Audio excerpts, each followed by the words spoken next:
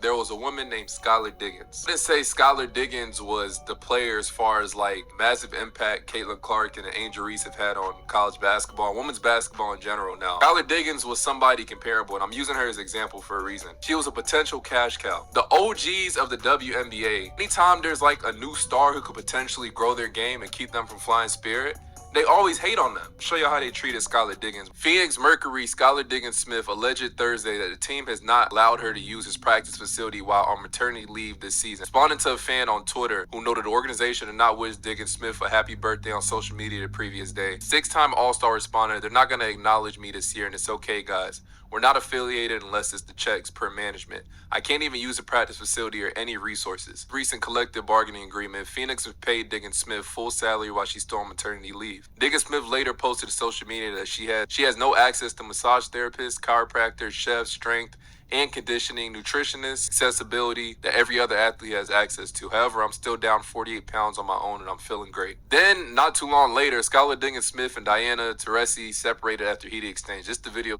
So y'all see Skylar right here? She got mad, got in her face. So they arguing, so they had to be separated on the bench. Use that example to say that the same pettiness that like these people are showing Skylar Diggins, that's going on to Caitlin Clark. But the problem with this is Caitlin Clark is probably one of the biggest women's basketball athletes we've seen in the past and probably ever. Can't afford to up what Caitlin Clark could bring to the WNBA. You can't this up. Tell me if I'm lying. The Las Vegas Aces have announced a venue change for their July 2nd game against the Indiana Fever. The Ultra Arena, 12,000 seats. T-Mobile Arena, 20,000 seats. The team's preparing for a matchup with Caitlin Clark, who hasn't even been drafted yet. Some LeBron shit. Like, we've never seen that from a woman. I ain't gonna lie, to this day, and I'm saying this because I'm biased because I'm from North Carolina, I believe the NBA draft for Wemby was rigged. Yes, I'm biased. I'm from North Carolina. If it was rigged, I don't blame Adam Silver. I'm not going to risk sending a potential person who could, like, be good for the league once LeBron leaves to Charlotte, who'll probably be fighting a RICO charge right now. Somebody like Caitlin Clark, if I'm the commissioner, I'm not going to allow these old-ass WNBA players to up what could bring more money to the league. They be hating on the young talent. Those are the same girls who are going to be the reason you don't have to fly Spirit no more. Yesterday, you could see, like, the jealousy during like the whole thing, the entire time, during the whole Iowa versus UConn game. Somebody tweeted, "Nah, the disrespect and negative energy for Caitlin Clark was there all night. Doesn't take much thought to know what Taurasi was referring to. I'm taking Paige. Next question. No analysis or context. Don't be obtuse. You know what's going on here." I with Paige Beckers, but you've been watching Caitlin Clark all season. You gonna sit here and say you taking Paige Beckers number one over Caitlin Clark? Are you dumb? Watch this clip. Hey, I'm taking Paige. Next question. And then she gonna drink whatever dirty ass drink she got in her cup. So you get the number one pick this? Absolutely.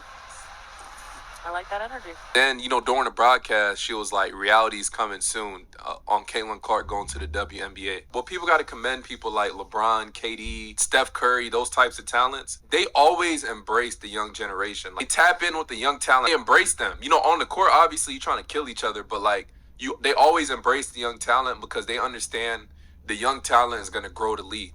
That's how it should be. Like, these people, they be hating and then they be complaining when they're not getting as much money as they could get. Put this in perspective. A men's college basketball player, Jared McCain, is getting NIL deals for nail polish before some WNBA players. Endorsement deals for WNBA players. Like, that's insane. Look what they said. I've seen a lot on the internet on that one. Is it the bye-bye? Wave bye-bye to your own career. And nobody laughed, bro. She's lame as bro. This is the one that really pissed me off. Reporter asked the Breonna Stewart girl. Mind you, this girl right here, she played with like 12 pros. She won 4 national championships, but she played with 12 pros, bro, on her team. So she was supposed to win. Do you need to have a championship for legacy when you talk about a women's college basketball player? You are the expert on this since you have 4. Caitlin Clark need a championship to be considered one of the greats in women's college basketball history. Yeah, she does. No, she does not, bro. Like, what the fuck? I don't even remember who won the Natty for women's basketball 3 years ago. I don't even think I remember it for men's. All people are going to remember is the impact this girl... Like, she's bringing out stars to the game. Tune in to women's basketball because of her. She don't need to win a chip. I don't think she's going to beat South Carolina. She don't need a chip. Because then you're going to look 10 years back and you're going to see all these... You're going to see all the records she's broken and the points and stuff like that. But anybody knows, your goal when you play college basketball is to win a national championship. No, Next thing, they just be hating, bro. Like you could just see the jealousy in their face. That's why the NBA continues to grow and the WNBA stays where it's at, because the players who are at the top, they embrace the talent early, bro. They tap in early as fuck. From high school, they already tap in. They giving them like, yo, we've been talking about the top players you see in the NBA, besides like Ja, some people, like most of them, we've been talking about these since high school. We've been talking about them since high school. This girl can help you get some more money, you gonna hate.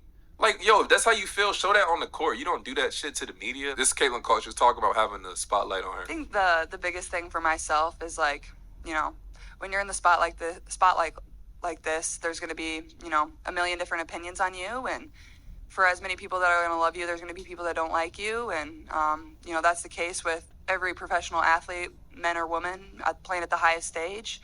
And I think what I've been able to do over the course of my career is just focus on the opinions of the people inside our locker room. That's what I really care about. The people that I love to death, the people that, have had my back every single second of my career, have been the ones that have believed in me more than anybody. And to me, that's really the only opinions that I'm concerned with are my teammates, my coaches, my family, the people that I want to make proud every single day. This is Caitlin talking about how she's grown over the course of her career. In my career, I thought everything I did had to be perfect, whether it was, a lot of it always relied on my shooting.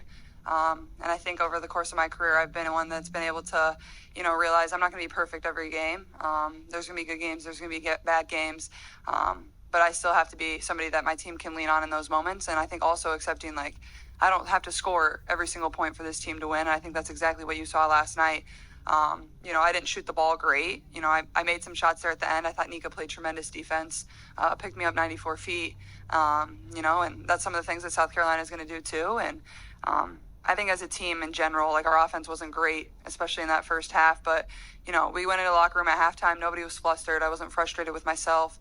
I just continued to chip away and make some big shots there in the fourth quarter and set my teammates up for success. And I thought Hannah Stolke played really good, so I was trying to get her the ball as much as I could. I thought Kate came up with some big plays. So I definitely think that's the biggest way I've matured and grown over the course of my 4 years is just, never get rattled by things that don't go your way. Basketball isn't a perfect game. That's what's going to happen, and that's what I'm honestly the most proud of. I know for a fact her teammates with her. Like, she made all them motherfuckers rich as hell. Or not, not OD rich, but they made some good money. You don't get a good NIL deal just because you had a good game. They have to with her for life. But y'all let me know your thoughts on that in the comment section.